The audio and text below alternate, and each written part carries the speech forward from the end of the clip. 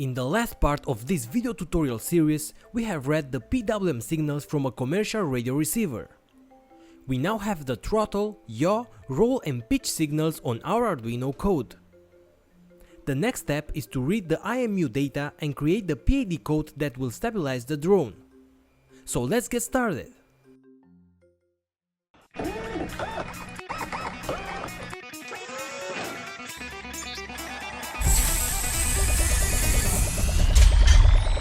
What's up my friends, welcome back. In this part of the video, we'll read the gyro and acceleration data from this MPU 6050 IMU module.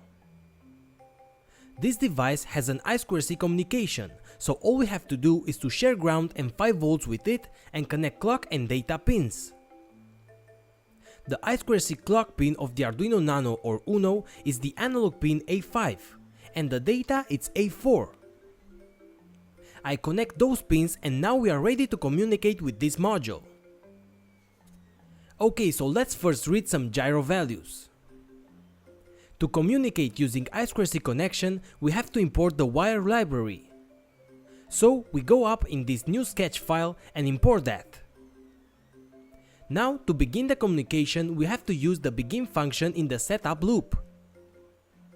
I add that line and now we have to select the slave address of the module that we are going to communicate with.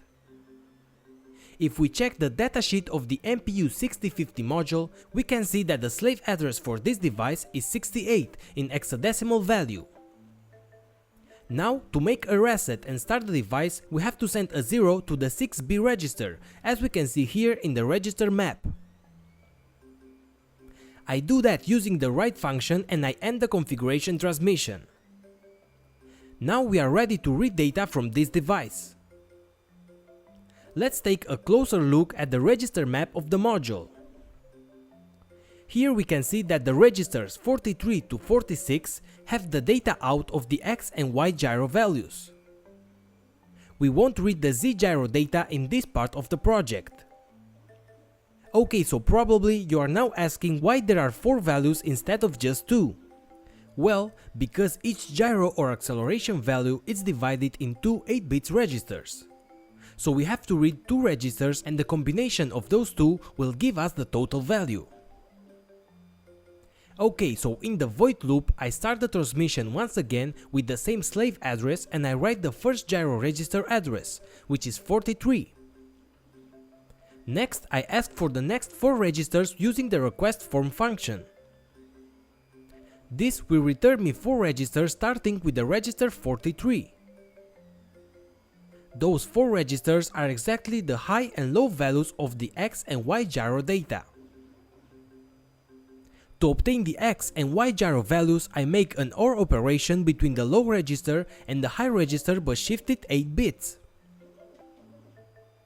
This will give me the total 16 bits value of each gyro data.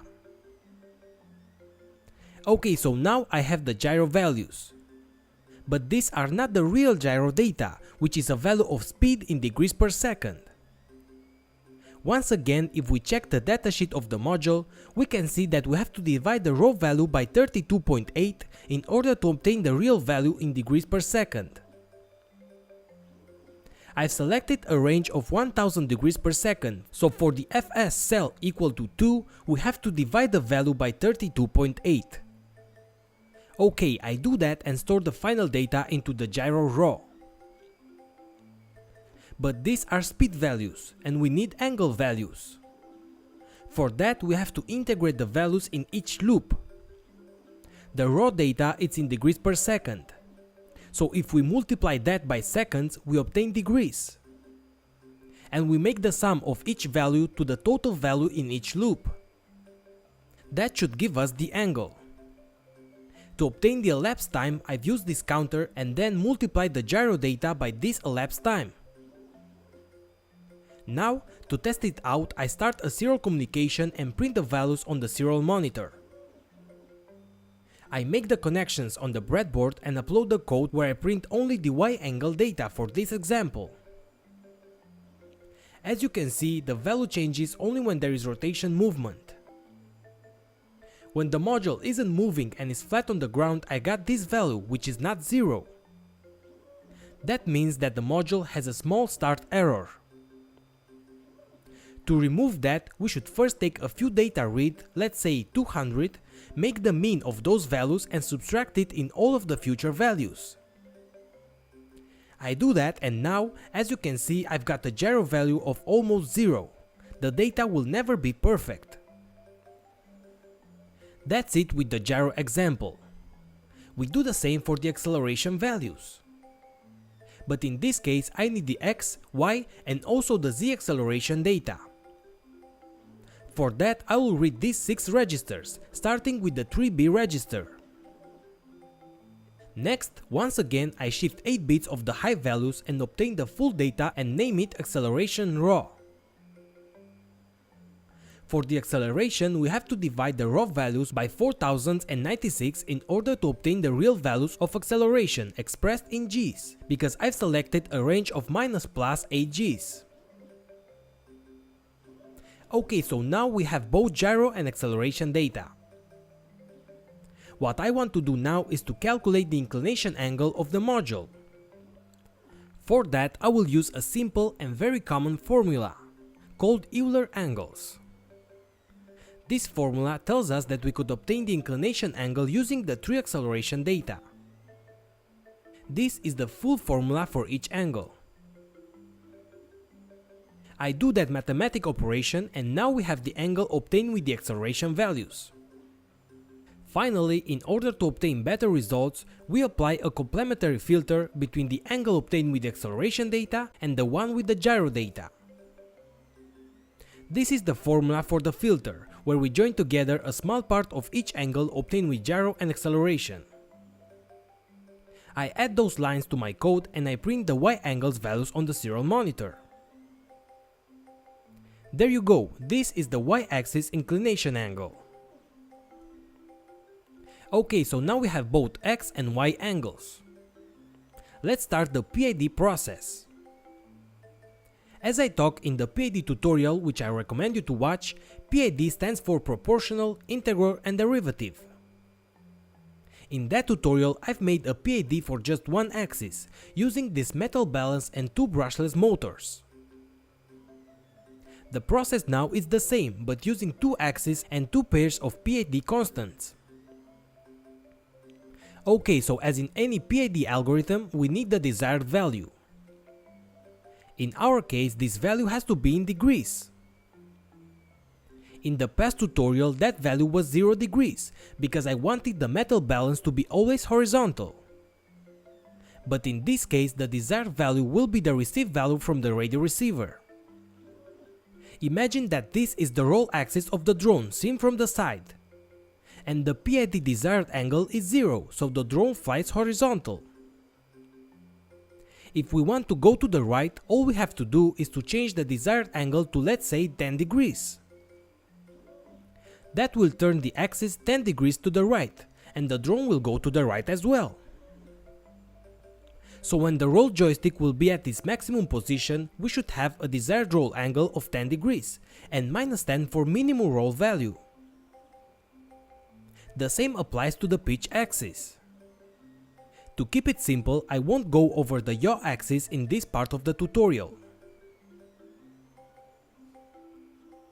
Okay, so now, as in the past PID tutorial, we first calculate the error of the PID algorithm. This error is the difference between the real angle and the desired angle. To obtain the desired one, we first have to map the pitch and roll values from a range of 1000 to 2000 to a range of -10 to 10 degrees, which is the range that we want. I do that using the map function here. Now that I have the error, I apply the PID algorithm as in the past tutorial for both axes. The PID part are just a few lines of code. But as you can see, now I have a proportional constant, an integral constant, and derivative one for each axis. Finally, we constrain the range of the PID values between -400 and 400. I make sure that the throttle received values is mapped to a range between 1000 and 1700. That would give me a 300 microseconds free range in which the PID values could act.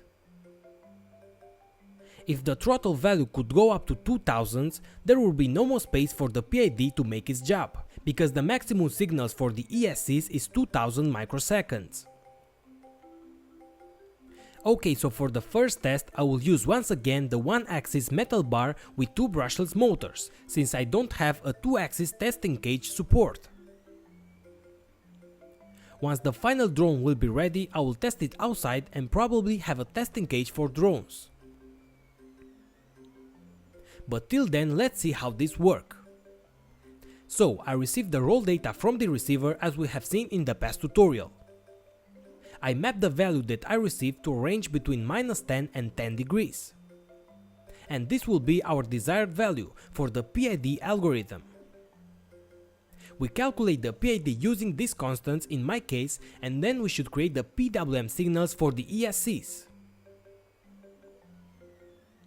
I've got to say that finding the PID constants wasn't fast.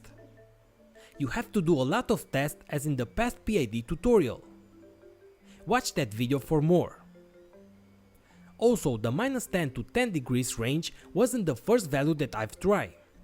So what I want to say is that depending on your drone and your entire system, you'll have to make a lot of tries and find your perfect values. Okay, so now we have to write the PWM signal to the ESCs. In this case, I will use the servo.write microseconds to do that.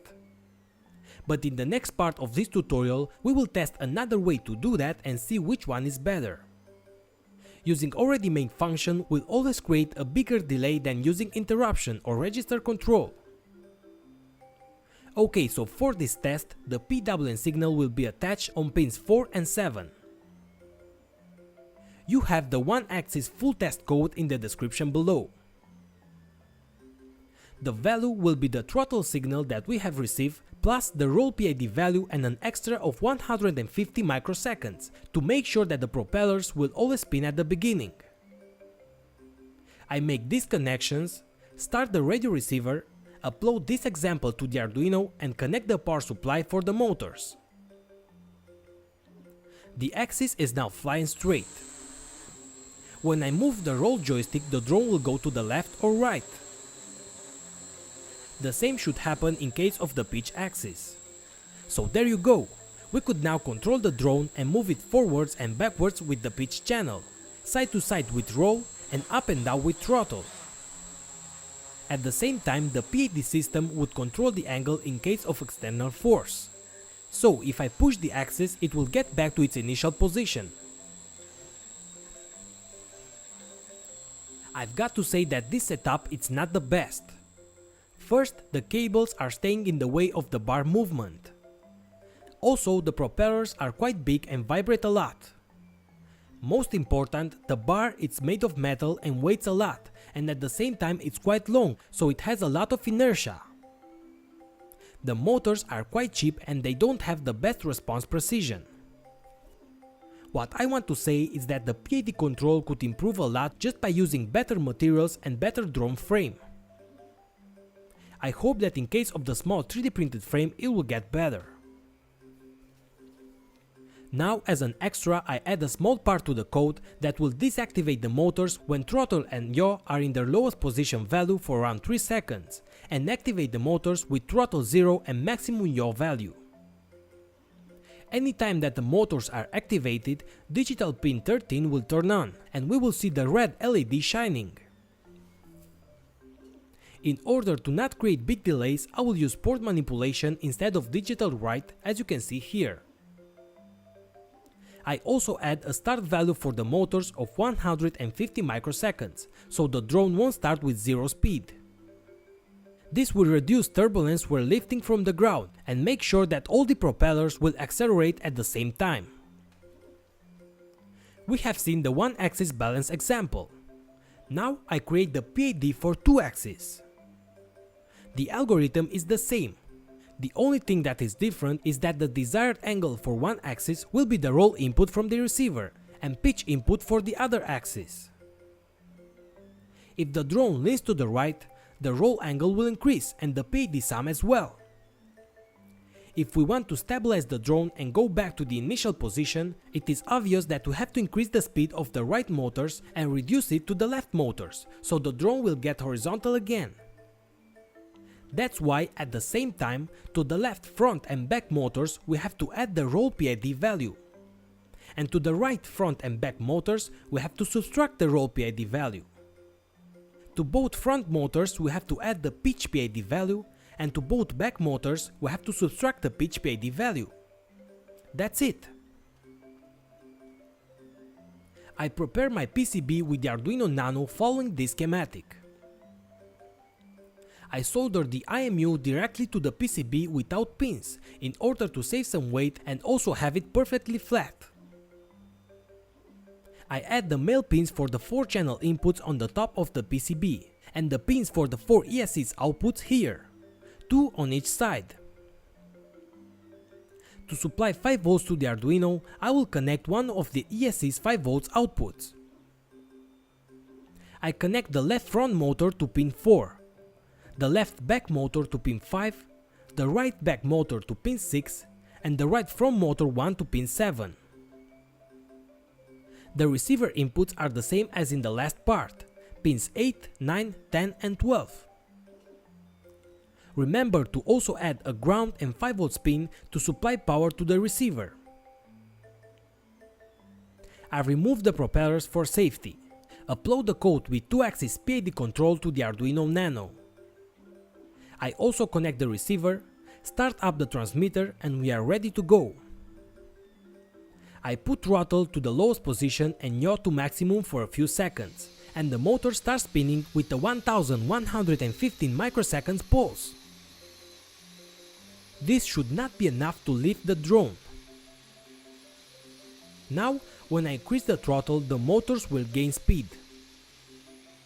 Also, if you move the drone, you should feel the motors fighting the movement in the opposite way. So if I lean the drone to the left motor should gain speed and the right one should lower the speed. Okay, so this works, but it's quite dangerous to directly try this with the propellers. You should definitely make more tests and adjust the PID constants. But anyway, that will be the front face of the drone, and you should make sure that the motors are rotating in these directions. This is very important. Also make sure that the propellers are pushing the air downwards. Tie the screws and connect the LiPo battery. Okay guys, so I'm going to be sincere with you. The truth is that I failed you. I couldn't manage to make the drone fly straight. I couldn't find the correct PID values. I've made 100 tests and still nothing. The first problem is that this drone is a race drone type. It's so small that all the movements are very fast compared with the huge axis of the metal bar. Then the PID constants for pitch are not the same as for the roll. And the last part is that I can't try this outside. Where I live that is very difficult, so I definitely need a testing cage. So till then I can make the drone fly straight. This is what happens if you try this inside. Anyway, if you can go outside, for the tests lay on the ground the drone and activate the motors. Now increase the throttle and the drone should take off. Even if you make it fly horizontal, this drone is very difficult to control since it only has one type of sensor. That means that you should manually make all the controls. In order to keep the altitude, you should also have a pressure sensor and maybe a magnetometer. But for now, a gyro and acceleration sensor is just fine. You have to be a good drone pilot for this drone. It's quite pro to fly. So, as a recap, we received signal from the radio receiver. We mapped the values from a range of 1000 to 2000 to -10 to 10 degrees for the pitch and roll. At the same time, we read the IMU data and calculate the PID value depending on the desired angle received with the controller. Next, we calculate the PWM signal and apply that signal to the drone using the write microsecond function. At the beginning, in the code, we calculate the IMU error and also write a 1000 microseconds value to the ASCs in order to make sure that it won't enter into config mode.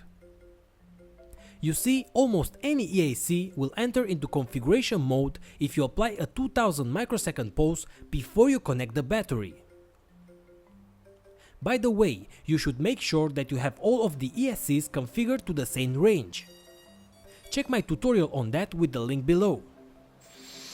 I will leave a few links in the description of this video. Make sure you read all of them. One is with the connection of the IMU module and a gyro data read example. Then we have an acceleration data read example. Next, you will have a full real angle read sketch. You also have the code for one axis full control and the final code for both axis drone. Make sure you follow all the steps, read all the information, and very important, read all the comments in the code. That should help you understand the code a lot. Also, be very careful with the propellers. Drones could be very dangerous. In future parts, we will see how to adapt the motor speed depending on the battery voltage. Also, how to use interruptions to create the PWM signals for the ESCs and improve the entire code. This project is more for learning purposes, and I have to say that is not the perfect code ever.